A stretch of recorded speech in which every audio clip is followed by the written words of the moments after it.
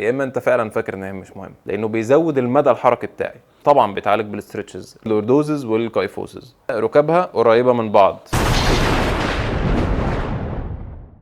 هنتكلم النهارده على حاجه مهمه جدا، ولكن على قد ما هي مهمه على قد ما حدش بيطيقها ولا بيحب يعملها في الجيم. ازيكم؟ انت طبعا لما تيجي تتمرن بتدخل الاول تسخن على العضله اللي انت هتشتغل عليها النهارده، سواء رجل او سواء في الجزء العلوي.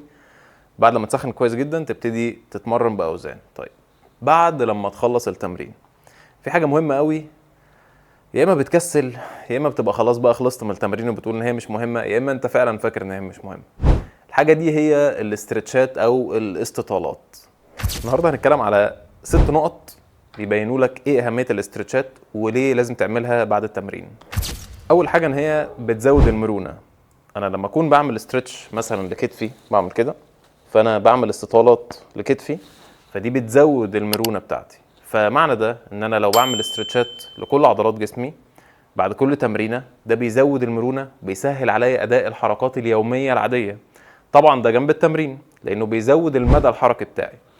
يعني ايه المدى الحركي؟ يعني انا مثلا بلعب تشيست، بلعب بنش، فانا نازل بالبار كده، انا وقفت عند هنا. طب لو انا بعمل استرتشات كتير ولو انا عندي موبيليتي اعلى، هقدر انزل للاخر، فهجيب مدى اعلى للعضله بتاعتي، وده هيساعدني في ان انا اكبر عضلاتي. طبعا الحاجه التانية ان هي بتحسن البوستشر او شكل جسمك في العموم. ازاي؟ في ناس بتبقى ظهرها متني لقدام كده، بيبقى مقتب سنه لقدام، او بالعكس بيبقى ظهره مفرود قوي زياده عن اللزوم، اللي هم اللوردوزز والكايفوزز. دي برضو حاله مرضيه. طب هل ده بيتعالج بالاسترتشز؟ طبعا بيتعالج بالاسترتشز، لان انت تكون مقتب او العكس ده معناه ان في عضله فيها شد او في عضله ضعيفه، مش ارتخاء. لا، يا اما عضله ضعيفه محتاجه تبقى اقوى، يا اما عضله مشدوده محتاجه يتعملها ستريتشنج. ففي حالات كتيره قوي الاسترتشات بتفرق فيها كتير. طيب في ناس بتبقى ركابها قريبه من بعض، يعني هو ماشي بتحس ان ركبه داخله لبعض سنه. ده نفس الكلام، بتكون العضلات الداخليه شاده جدا والعضلات الخارجيه ضعيفه جدا، فالعضلات الداخليه هي اللي شاده رجلك كلها لجوه، فده بيتعالج برضو بالاسترتشز. فهي حاجه مهمه، يعني بتفرق كتير قوي في البوستشر او شكلك العام وانت ماشي عادي. الحاجه الثالثه، انت لما تبتدي تعمل استطاله وتمط في العضله، ده بيحسن تدفق الدم جوه العضلات. فانت دايما اربطها كده، يعني انت كل لما عضلتك تبقى فيها استطالات وتبقى مرنه اكتر، ده بيحسن تدفق الدم، وكمان بيخلي العناصر الغذائيه توصل للعضله بسهوله، واكيد بيساعد في الاستشفاء. الحاجه الرابعه والمهمه جدا، ان انت بعد التمرين تفضل يوم او يومين، لو انت لاعب تشيست تحس بنار ومش قادر تدوس عليه، لو انت لاعب رجل ما بتكونش اصلا قادر تمشي. طيب جرب تعمل استرتشات محترمه بعد التمرين وشوف الفرق هيبقى عامل ازاي.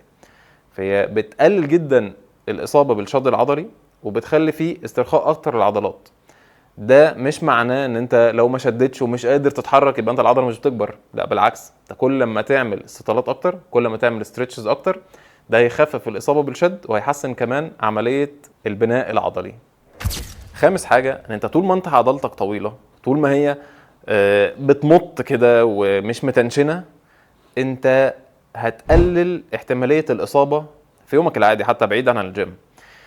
يعني انت لو جيت تعمل اي حركه مفاجاه في يومك، ممكن ظهرك يقفش، ممكن دراعك يقفش، ممكن كتفك يوجعك، ممكن رجلك تشد.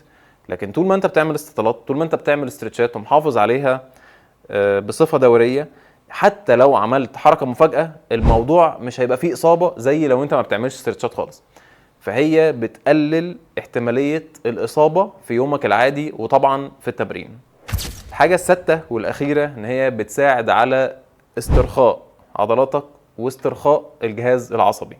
طول ما انت محافظ على الاسترتشات، حاجه زي اليوجا، الكلام ده كله بيساعد على استرخاء عضلاتك وبيساعد على استرخاء كمان الجهاز العصبي. حافظ على الاسترتشات، اعملها على طول بصفه دوريه بعد اي تمرين عشان توصل لاقصى استفاده من التمرين وعشان تقلل حدوث اي اصابات. سلام.